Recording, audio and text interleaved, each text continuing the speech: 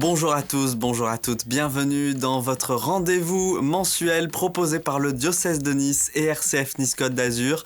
Rendez-vous sur les réseaux sociaux, bien sûr, du diocèse de Nice pour nous suivre et sur rcf.fr dans ce Vitamine C et journal de la vie diocésaine. Au sommaire de cette émission, notre invitée aujourd'hui, Marie Salviati, coordinatrice du pôle Solidarité. Elle viendra nous présenter tout à l'heure un projet diocésain qui aura lieu le même jour dans tous les doyennés. On parle évidemment de l'actualité de votre diocèse avec une exposition qui a lieu en ce moment au centre diocésain d'Art Sacré. Et puis dans l'agenda, on parlera bien sûr du 9 octobre, journée de la Sainte Réparate.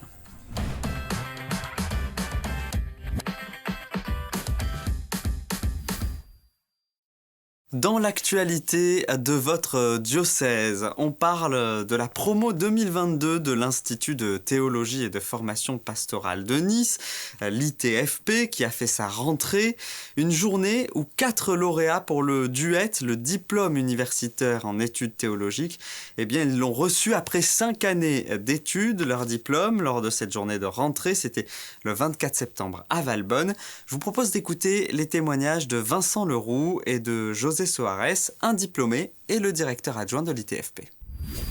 On traite beaucoup de sujets, de la philo, théologie, exégèse et puis d'autres matières annexes, mais qui sont toutes importantes et enrichissantes. J'ai découvert des tas de choses et j'ai découvert aussi qu'il est grand, ce mystère de la foi, et qu'il y a encore beaucoup de choses à acquérir et à approfondir. 5 ans, c'est long et c'est pas toujours évident. Et donc, nous, notre rôle, c'est précisément de les motiver, d'entretenir cette flamme pour les aider à arriver au bout des examens et de ce diplôme. Et on voit ces gens qui sont venus parfois pour des questions tout simplement philosophiques, mais que finalement, ils découvrent quelqu'un, ils découvrent une réalité qu'ils ne connaissaient pas forcément et ça va changer. Et on voit les étudiants changer de vie petit à petit et changer de regard. C'est ça qui est beau. Et le reportage complet est disponible sur nice.catholique.fr. C'est une exposition qui nous renvoie à un moment important de l'histoire du diocèse de Nice au XXe siècle. Chez nous, Soyez reine est à voir au centre diocésain d'Art Sacré. 8 couronnements et 5 fêtes mariales. Nice y a pris part en ce XXe siècle. Des cérémonies grandioses et des milliers de fidèles et une histoire qui est racontée et exposée en ce moment. Gilles Bouis, le commissaire de l'exposition, a élaboré cette exposition avec des archives mais aussi des prêts qui ont été faits par des donateurs de Nice. Il y a également des photographies, elles sont réalisées par Michel Gragnoux. Comment se rendre à cette exposition? C'est très simple, le centre diocésain d'Art Sacré est au 7 rue Charles Péguy à Nice. Plusieurs nouvelles nominations dans le diocèse de Nice, notamment au pôle jeune, au pôle solidarité, mais aussi dans le pays de l'Érins. Vous les retrouvez là aussi toutes sur nice.catholique.fr. C'était le congrès Mission à Paris, avec des temps forts et la présence du diocèse, bien sûr. Il y a eu une messe en l'église Saint-Sulpice avec les membres du diocèse, mais aussi les jeunes de ce diocèse, représentés notamment par Sophia Deo et La Bougie. Et puis le service diocésain de la catéchèse et du catéchuménat recherche son ou sa responsable en CDI, un recrutement. Le diocèse de Nice s'engage dans une dynamique missionnaire. Si vous y avez votre place, postulez recrutement@nice.catholique.fr.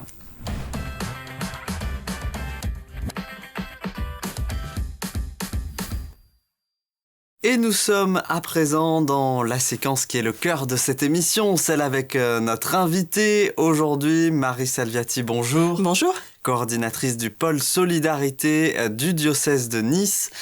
Pour commencer, présentez-nous ce pôle, justement, Solidarité du diocèse de Nice.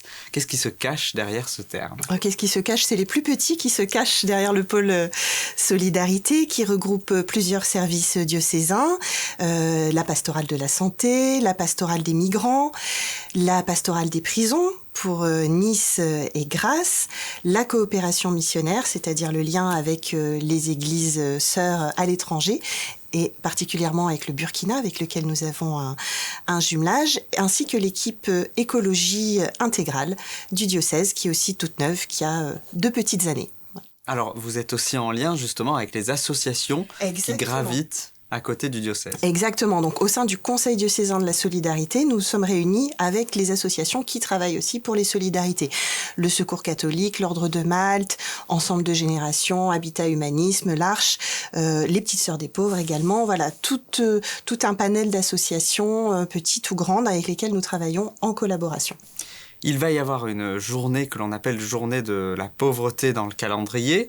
Elle sera couplée à Nice, ici, d'une journée qui va s'appeler la journée Fratelli. Qu'est-ce que cette journée Fratelli ? Alors, cette journée Fratelli, c'est pour répondre d'abord à l'invitation du pape François pour la journée mondiale des pauvres qui existe maintenant depuis quelques années et qui a lieu chaque année le deuxième dimanche de novembre. Et voilà, depuis 2 ans que les pôles existent, il y a eu ce besoin justement de créer une journée de la solidarité avec les divers acteurs dans le diocèse. Et c'est tout naturellement qu'avec le Conseil, nous avons choisi pour cette année, voilà, qui est une première en fait pour nous dans le diocèse, de la fixer sur cette date du 13 novembre pour qu'elle prenne tout son sens. Alors, pourquoi justement aussi cette journée ? Il faut le dire, le département des Alpes-Maritimes, a priori, on n'a pas l'impression qu'on est concerné par la pauvreté, mais les associations aujourd'hui donc le diocèse voient tous les jours ce qui se passe parce que vous êtes sur le terrain et justement ces associations-là aujourd'hui elles travaillent énormément parce qu'il y a beaucoup de gens qui sont dans le besoin, c'est ça ? C'est ça, elles travaillent énormément, elles travaillent tous les jours, samedi, dimanche, jour férié, Noël, jour de l'an. Elles sont là donc au service des plus petits, que ce soit par le service des repas, les consultations médicales, l'hébergement d'urgence. Et voilà, cette journée Fratelli, c'est aussi une façon en fait de mettre en valeur leur travail. Vous savez, quand il y a eu la tempête Alex, tout le monde s'est réjoui malgré les circonstances dramatiques de l'élan de solidarité qui avait eu lieu, de la bonne organisation, etc. Tout ça, ça n'a pu se faire que parce que tous les jours, il y a des personnes salariées et beaucoup de bénévoles qui donnent sans compter de leur temps et de leur énergie au service des plus pauvres. C'est une journée qui peut être un déclic en paroisse, après la messe, après donc une rencontre qui va se faire parce qu'il y aura des temps avec des associations de se dire « Tiens, moi aussi, je peux justement être bénévole dans une de ces associations ». C'est un des objectifs en tout cas, de faire en sorte que les paroisses connaissent les associations qui œuvrent sur leur territoire. Parfois elles se connaissent bien, elles travaillent déjà ensemble. Ça n'est pas toujours le cas. Et inversement, parfois il y a des associations qui sont vraiment, même d'inspiration chrétienne, qui sont vraiment coupées des paroisses. Et cette journée, c'est vraiment l'occasion pour les uns et les autres de refaire le lien. Et c'est pour ça aussi qu'on a souhaité travailler en partenariat avec le Secours catholique, qui a une très bonne connaissance des territoires par le biais des 5 animateurs de territoire avec lesquels nous avons travaillé, et qui vraiment ont l'expertise à la fois de ce type de projet et à la fois du territoire. Alors justement, on va écouter Karine Dziewulski qui est responsable du Secours catholique dans les Alpes-Maritimes. Écoutez. Nous avons essayé de couvrir plus ou moins le territoire. Donc, par exemple, en montagne, on aura sur l'Antosque une table ouverte paroissiale, donc qui est vraiment sur le principe d'une messe et après d'un repas partagé où paroissiens, personnes accueillies, secours catholique, bénévoles du secours catholique se retrouvent. Parce que pour nous aussi, secours catholique, cette semaine, elle est cruciale puisque c'est celle de la sortie de notre rapport statistique qui vient après cette journée de la pauvreté, où nous montrons aussi la pauvreté que nous rencontrons au quotidien. Donc voilà, on s'était dit que peut-être étendre cette journée sur une semaine et permettre à tous de pouvoir y participer de différentes manières. Hein. Ça ouvrait plus de possibilités, était aussi peut-être une orientation pour les années à venir et de plus forts liens. On entend Karine Dziewulski qui dit à ce moment-là que cette journée, elle se transforme pour eux en une semaine. Ça donne une sorte de dynamique aux associations. Oui, et en fait on a pensé aussi à cette idée de semaine, alors on verra bien sûr en accord avec le Conseil de solidarité, parce que j'ai eu aussi au niveau diocésain une demande de certaines aumôneries de jeunes. Certains peuvent se mobiliser le week-end sans aucun souci, pour d'autres établissements ça sera plus facile de se mobiliser pour la semaine, et on se disait voilà, plutôt que de cibler vraiment sur une journée en particulier, ce qu'on fait pour commencer, parce qu'il faut bien commencer d'une manière ou d'une autre, Ça serait une idée, peut-être, voilà, d'avoir sur toute la semaine des actions ici ou là. Mais bon, ça sera à voir pour l'année prochaine, selon l'évolution. Vous avez reçu beaucoup de demandes pour cette journée Fratelli. Comment ça a été accueilli ? Alors, ça a été très bien accueilli. Il y a des paroisses qui se sont mobilisées immédiatement. Alors, je pense en particulier à la paroisse Notre-Dame de Vie au Canet, à Notre-Dame des Rencontres à Menton, à la paroisse Saint-Jérôme à Nice, pour ne citer qu'elle, parce qu'il y a bien sûr d'autres endroits où ça se passe, et où immédiatement il y a eu des équipes qui se sont formées, des projets qui ont été débattus, des idées, etc. Ce qui fait que maintenant, voilà, les projets sont assez avancés, les équipes ont déjà bien travaillé ensemble. Et donc, je pense que ça va donner des projets assez intéressants, et où moi, je serais heureuse de m'y rendre pour partager avec ces équipes ce moment qu'elles ont préparé depuis plusieurs mois maintenant. Alors, quels sont-ils, ces projets ? Alors, la plupart tournent autour de témoignages, d'un repas et d'une Eucharistie. Alors, de manière plus ou moins différente, ça peut être un goûter à certains endroits, un repas à d'autres. Karine évoquait la table ouverte à l'Antosque. Il y a aussi des bénévoles du Secours catholique ou du CCFD qui vont intervenir, par exemple, à la paroisse Saint-Jérôme. Sur une autre paroisse encore, j'ai appris qu'il y aurait un goûter pour les enfants. Donc voilà, c'est aussi une belle manière de se mettre au service des plus petits, de ceux qui en ont besoin. Un moyen d'échange, justement, pour parler des plus petits et justement de se rendre compte aussi qu'on peut faire quelque chose, c'est ça ? Qu'on peut faire quelque chose et qu'on peut se mettre au service. Quels que soient nos moyens, quel que soit le temps dont on dispose, en fait, le moindre petit geste est bienvenu, est accepté et contribuera à l'élan de solidarité diocésain. C'est quoi un petit geste, par exemple ? Un petit geste, ça peut être de pouvoir simplement donner 1 heure pour aider à distribuer la soupe, par exemple, ou 1 heure de temps pour discuter dans un accueil café. Voilà. On peut dire je n'ai qu'1 heure, c'est pas beaucoup. C'est pas beaucoup, mais pour les personnes qu'on va avoir en face, c'est du temps qu'on aura donné pour elles. Voilà. Cette journée Fratelli s'inscrit dans donc ce pôle Solidarité plus largement. Est-ce que vous pouvez nous lister les actions donc, du pôle Solidarité qui se font tout au long de l'année, au-delà de cette journée Fratelli ? Pour le Conseil diocésain de la solidarité, en fait, on a défini 3 axes majeurs de travail. Le premier, le plus important, parce que c'est le problème crucial dans notre diocèse, dans notre département, dans notre région au sens large, c'est le logement.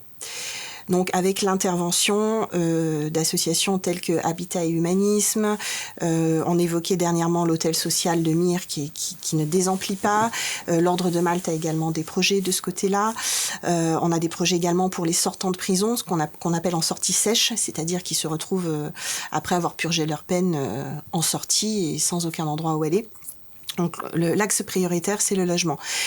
Le second, c'est tout ce qui a trait à la psychiatrie, puisqu'en fait, les populations auxquelles sont confrontés les services et les associations, bien souvent, outre des problèmes financiers, de logement, etc., peuvent rencontrer des problèmes de santé, et notamment des problèmes de santé psy. Donc, c'est un deuxième axe que nous voulons aborder. Et le troisième axe sur lequel nous travaillons et sur lequel il y a des choses concrètes justement qui commencent à se faire, c'est la mutualisation des formations pour les salariés et les bénévoles, tant des services diocésains que des associations avec lesquelles on travaille. Alors, je m'explique, par exemple, telle association peut dispenser une formation qui va intéresser plusieurs services ou d'autres associations. Plutôt que chacun fasse sa formation dans son coin, en fait, on ouvre les formations les uns les autres à qui peut en avoir besoin.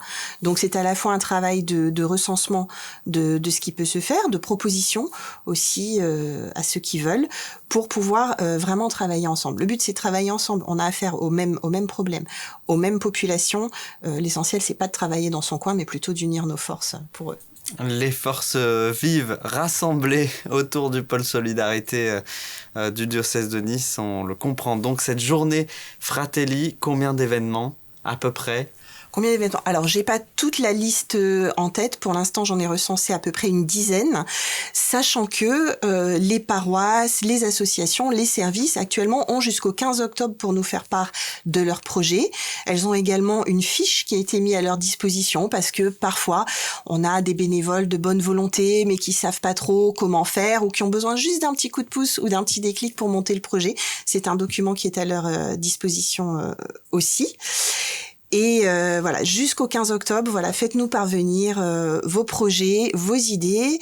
Le Conseil de la Solidarité, notre chargé de projet sont là pour vous aider à vous y préparer et donc pour qu'ensuite, le 13 novembre, soit une journée vraiment de maillage des solidarités dans tout le territoire diocésain. Voilà, donc pour le 15 octobre, on fait comment ce dossier? Si on a une idée, c'est ça? Voilà, si vous avez une idée, une envie, un projet, il y a une adresse, c'est solidarité@nice.catholique.fr, voilà, où vous pouvez poser vos questions, faire part de vos idées et nous y répondrons du mieux possible. Eh bien, merci pour ces informations-là. Juste une question, un dernier mot quand même sur l'écologie cette fois-ci. Ça s'est bien passé le temps pour la création? Ça s'est très bien passé. Le temps lui-même, au sens météo, était absolument magnifique. Il y avait environ 70 personnes au domaine des Courmettes avec une très belle célébration le matin, un pique-nique le midi et divers ateliers dont des balades éco-spirituelles à laquelle j'ai moi-même participé qui étaient absolument formidables dans un site grandiose. Donc voilà, bravo à l'équipe écologie qui a organisé cet événement pour le plus grand plaisir de tous. Et qui fait partie du pôle solidarité du diocèse de Nice. Merci Marie Salviati d'avoir été avec nous aujourd'hui. Merci. Et puis tout de suite, prenez un calepin, un stylo, on passe à l'agenda.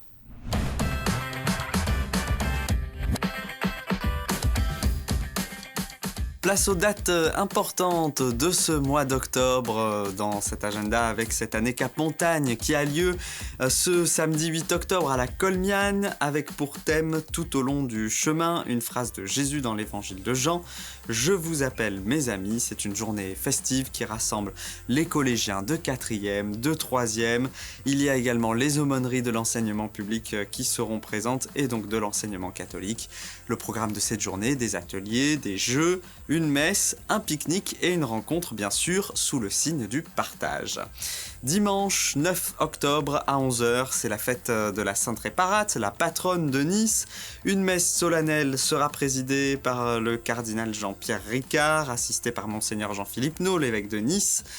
Il y aura également la participation de la maîtrise de la cathédrale et de la garde municipale de Nice. À 15h30, un concert de l'orchestre d'harmonie de la ville de Nice sera également proposé. Voilà pour votre rendez-vous. On se retrouve bien sûr le mois prochain. D'ici là, remerciements à l'équipe du diocèse de Nice pour la réalisation. Et puis, très belle journée à tous à l'écoute de RCF ou sur les réseaux sociaux du diocèse de Nice.